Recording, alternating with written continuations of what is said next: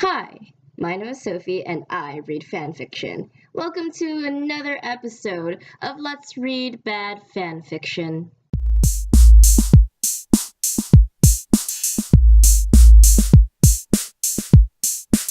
Today we'll be reading Chapter 2 of Moondaughter, a Percy Jackson fanfiction in which Flavia, our demigod protagonist, gets claimed by her mother Artemis. I don't know. I have some mixed feelings about this very interesting piece, I think. Well, Flavia, she has some issues with people who are blonde, it appears, and apparently she is lusting after a centaur who is the director of the camp, but also happens to be 17 when he's like an old guy in canon. I don't know. It's confusing. We can deal with it. Let's just see what happens next. Whew. Alright. Chapter 2, Exiled. Right away, Chiron took me to the big house. We must speak, he said. Wait here. I sat in a chair by a table. It was cold inside the big house compared to outside. I could see leopard heads on the wall, which made me angry because I love because I love leopards. See, I was conditioned to read everything out phonetically now due to the lack of adequate spelling in these fics. Alright, I'm sorry. Because I love leopards. They are my fave animal. Also tigers, otters, and snow leopards. I heard a noise from the other room, so I went there, quiet as a leopard, and I could see Grover, a satyr. He speak to himself in a low, clear voice. The demigods hate me. They think I don't notice, but I heard one of them call me a monster, and monsters must die. There was something in his hands. He was moving slowly at himself. The light from the window glinted its shiny golden cup with ruby on the sides. I knew it was satyr poison. No, stop, I said. Don't listen to Annabeth. She is racist. But it was too late. He was dead. And Chiron was there. Flavia Knight, what have you done to the satyr? Tell me the truth and you will suffer. Wouldn't it be... Okay, I'm not gonna question it. My heart sank deeply. I knew what he thought. I killed Grover. Chiron raised his voice. I knew this would happen if Artemis had a child. Didn't you read the prophecy, you bastard? What prophecy? The one the oracle said. A daughter of Artemis will be a scourge to our camp. A poisoned snake with Artemis's mark. She is stamped. It is a mystery, but now I know it means you must leave Camp Half-Blood before more people die. Don't exile me, I'm innocent, I yelled. Camp Half-Blood was my home. It stung in my heart to think I would never see it again. My gray eyes flashed. You can't do this. Artemis Mark, he pointed. It is your eyes. What, are they too beautiful for you? I yelled because I was angry now. He was so hot, but so stupid too. Great, Chiron is hot. That's exactly what I needed to see at my mind's eye.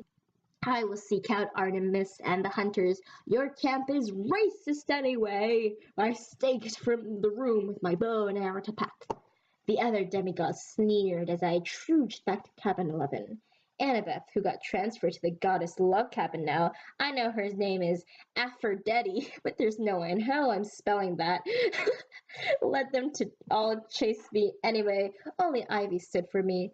I packed my bow and arrows and my iPod. iPod's working camp here. This is my story, okay? And 2 pairs of gray skinny jeans and 1 pair of black skinny jeans with gray around the edges and a white and silver jacket and a leather belt for my hunting knife. I put on only a little eyeshadow and eyeliner because I'm not a slut. Then I put on my boots and went to see Ivy goodbye. But you need 3 for a quest, said Ivy. It's the law. Yeah, like 3 people like me. They're all bitches and sluts here anyway, I laughed. But then I stopped laughing. A shadow figure stepped from the shadows. What? A shadow figure stepped from the shadows. I will go quest with Flavia, I gasped. Nico da Angelo.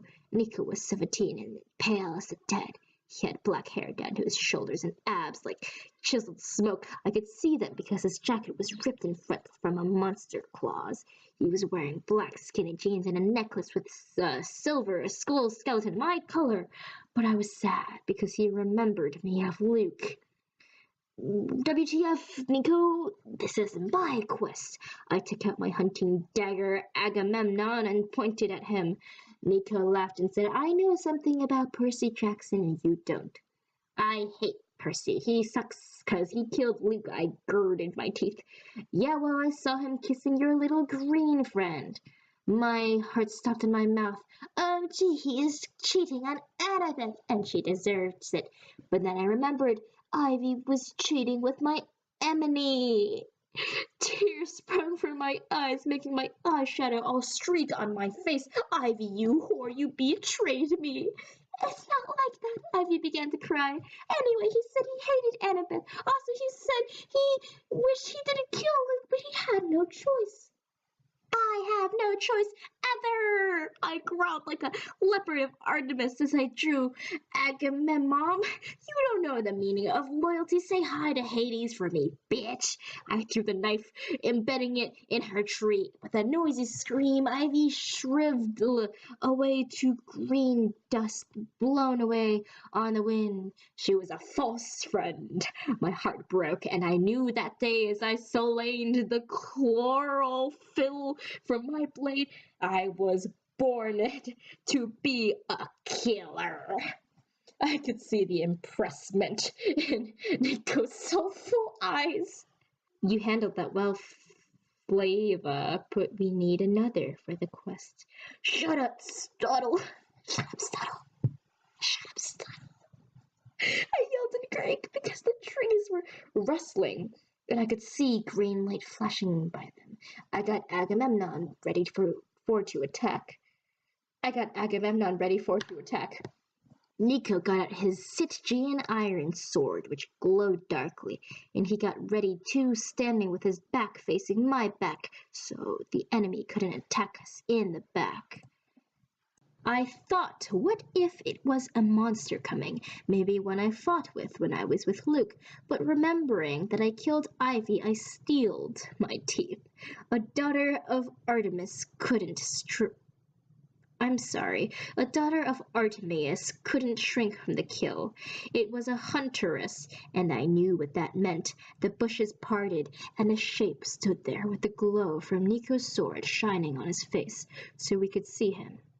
Who are you? Why did you sneak up on us, you bastard? Growled Nico.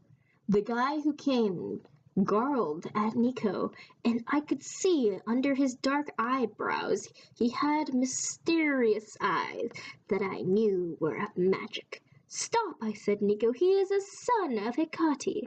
The guy blinked because he was surprised. How did you know? Hecate evil. She sided with Kronos, yelled Nico. Hulk smash, Hulk mad, Hecate evil. I almost dropped Agamemnon from my hand in shock. I couldn't believe Nevo talked this way. I sided with Kronos. It's only because Luke's dead I came to your stupid camp. The stranger looked at me hotly. I knew he agreed, but now Kronos is dead anyway, so why does it matter? The Hecate guy had brown hair in a ponytail, and he had no shirt, and he had green magic runes on his ripped-up pants, which were black like his boots. What's your name? I asked shyly. What's your name? I asked shyly. Al Blaster Torrington. You're named after a rock. Al Blaster Torrington, he said. I'm 16. I saw he had a locket with a magic sign, like a triangle, and it was silver. Nico and Albaster. Is it Alblaster or Albaster? Nico and Albaster glared at each other, but I stepped in the middle and said, Look, guys, now we have 3 for a quest if Albaster stays. I knew he would stay because I could tell he was in love with me. Oh, great, insta-love. I could tell from the way he looked at me. I also knew Nico was jealous, which made me sad, but I couldn't love them. I remembered of Luke too much. Where are we, Quest? Asked Albaster. Where are we, Quest? Oh. Nico explained. She's looking for Artemius, magic idiot witch boy. I know where Artemis is. Hecate visits her all the time. Alabaster brightened up. They do rituals for the moon at midnight. Are you kidding? I said. Show me where right now. Just then, a lot of hellhounds and main lions sprung from the bushes with a monitar. I can't. A monitar! Run, Flavia, yelled Nico, but I took my bow and arrow and shot an arrow right in the monitor's eye when he exploded in dust, leaving only his horns. Alblaster did magic, and a hellhound was killed with green flashes. A Nemean loin cut at Nico, and his shirt splitting in half, but he took the iron sword and stabbed it. We killed the rest of the monsters, and soon they were all dust. You're a good fighter, Nico said to Alabaster, even though he hated him. I'll make a fire for the night, I said, and I took Agamemnon to cut up some wood, but Alabaster made a magic fire that was real, except it was pale green and glowed in the dark like a bacon. Like a bacon! We sat down next to it, and Nico looked really hot with a pale glow on his face. I kind of wanted to make out with him, but he fell asleep, and I did too. But Alblaster stayed up so he could stand guard in case some more monsters came. I slept all night with love in my heart, except I didn't know who. And who was Alabaster Evil?